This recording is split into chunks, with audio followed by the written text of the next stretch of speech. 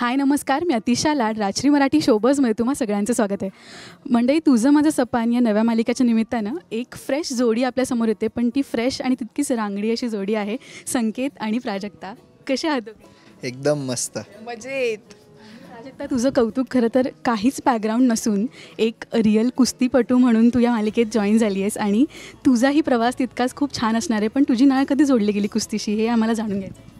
हां, माझी नाळ 2017ला जेव्हा मी शाळेतून कॉलेजला गेले तेव्हा जोडली. म्हणजे मी आधी पहिल्यापासून स्पोर्टमध्ये होती. मी कबड्डी खेळायची आणि कबड्डी हा असा गेम आहे ज्याला टीमवर्क लागतं, ज्याला एकात गुण असून चालत नाही, सगळ्यांमध्ये गुण लागतात.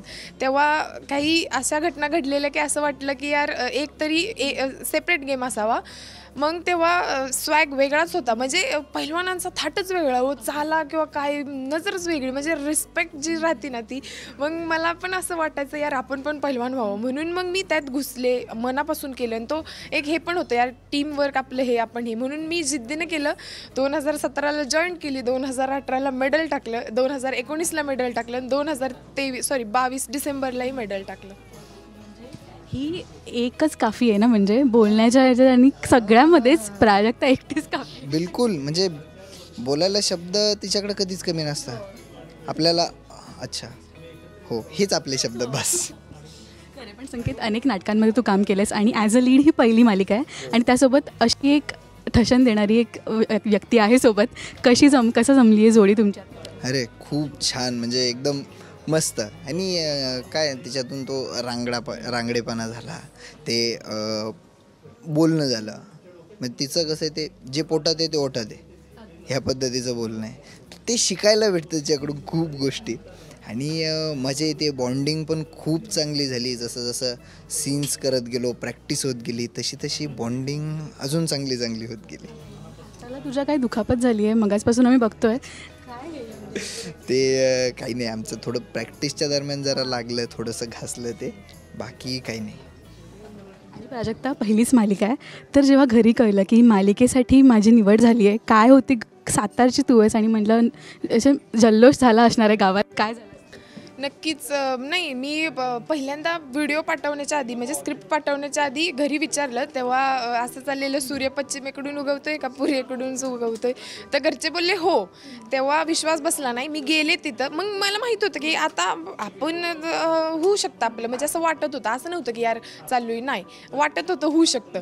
पण जेव्हा मी तिथं गेले तेव्हा खूप सुंदर मुली, खूप बेस्ट ॲक्टर म्हणा, म्हणजे मी तिथं सगळ्यात हीच समजा अशा मुली आलेल्या. तेव्हा असं वाटलेलं, मी घरी फोन केला, मम्मीला म्हणलं नाही, बहुतेक नाही जुळणार, सगळ्याच हे आहेत गं, सगळ्यात चांगलं करतं, काय करू? नाही बोलली ती, त्या सगळ्या असतील पण तुझ्याकडे एक हॉबी आहे, ती त्या सगळ्यांना पुरून उरेल. त्यामुळे तू तुझा बेस्ट दे, त्यांचं जाऊ दे, त्यांनी कितीही चांगलं करू दे, तुला जेवढं येतं आहे तू त्यात चांगलं दे. सो मग मी माझ्या पद्धतीने दिले चांगलं आणि मग सरांना आवडलं ते आणि मग सरांनी केलं सिलेक्ट. सरांशी बोलताना पण ते म्हणाले की जे मालिकेसाठी हवं होतं हे सगळं प्राजक्तामध्ये होतं म्हणून तिची निवड झाली. तर तुमच्या गळ्यामध्ये जे तुम्ही घातले ना, खूप लक्ष वेधून घेते आणि यामागे नेमकं काय हेतू आहे हे मला हे सिम्बॉल्स आहे.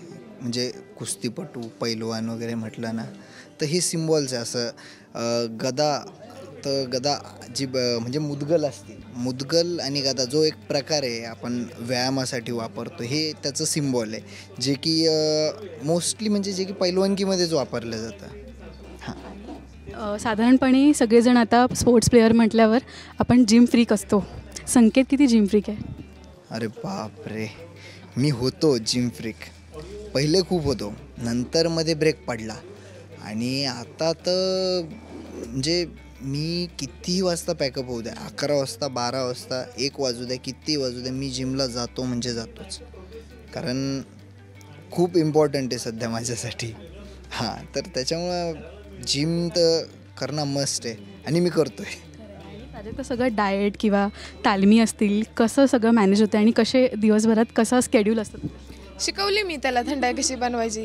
त्याला सगळं सांगितले, थंडाईचं सामान बिमान लिस्ट दिली पाठवून. मिक्सर मागवला, डांगे सरांनी लगेच आणून बिनून दिला. ह्याला सांगितलं दोघांची मारायची, मस्तपैकी तो दोघांची मारतो, मी सेटवर असते घेऊन येतो, मग आम्ही दोघं पितो. संध्याकाळी तर प्रॅक्टिस.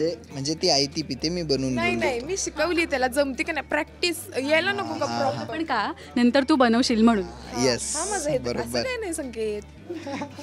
पण मुलींनी कुस्ती खेळावी म्हटल्यावर घरच्यांचं पण थोडं स्केप्टिकल असतात, पण तुझ्या घरी कसं होतं की त्यांनी लगेच एक्सेप्ट केलं का थोडंफार म्हणलं? कुस्तीचं कुस्ती मला 2 भाऊ आहेत सक्के.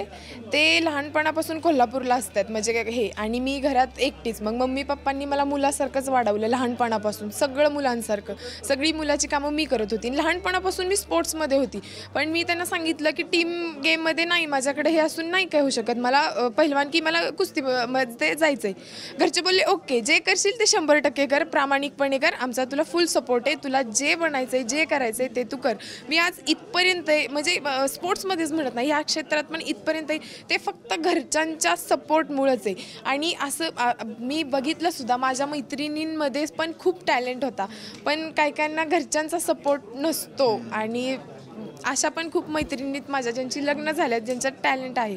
तर हेच सांगेन मी की घरच्यांनी त्यांच्या लेकरामध्ये जे गुण आहेत, जे त्यांची इच्छा आहे ती ओळखावी आणि त्याला सपोर्ट करावा. नक्कीच ती लेकरं पुढे जाऊन तुमचंच नाव करते.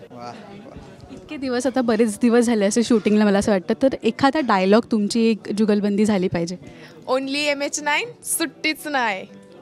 आणि माझं म्हणाल तर मला डायलॉग खूप कमी आहे. माझा सगळा खेळ रिॲक्शन्सवर आहे.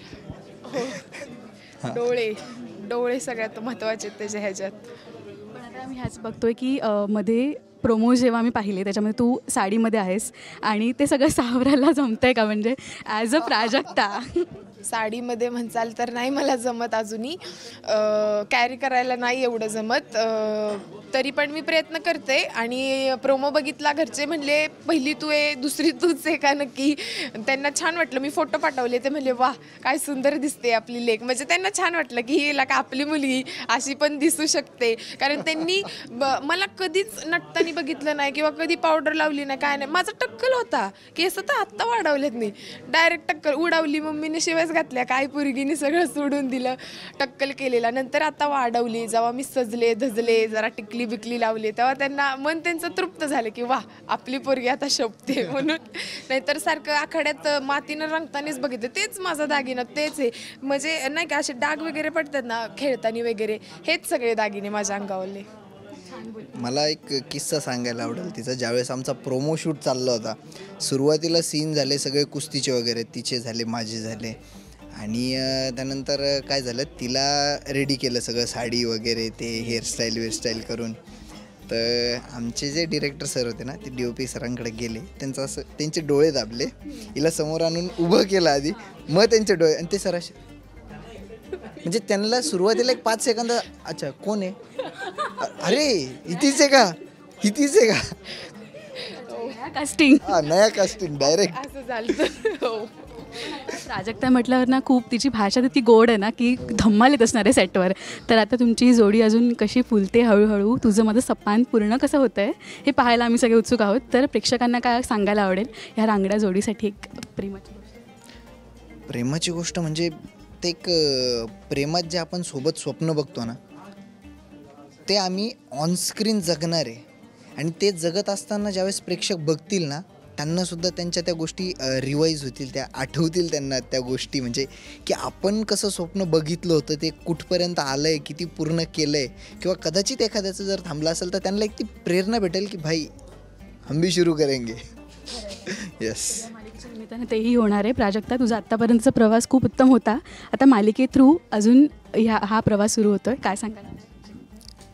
आवडेल मला नक्कीच. माझा ह्या मागचा प्रवास वेगळा होता, पण ह्या पुढचा प्रवास माझा वेगळाच असणार आहे. आणि तुम्हाला नक्कीच आवडेल बघायला मला ह्याच्यामध्ये. म्हणजे जे मला सातारकडे सगळे पहिलवान म्हणूनच ओळखतात, अजून निम्यांना माहीत नाही की मी ह्यात घुसली म्हणून. जेव्हा मालिका येईल TV तेव्हा बघतील, तेव्हा करतील फोन, मग तेव्हा त्यांना हे पण आवडेल आणि हे पण आवडेल.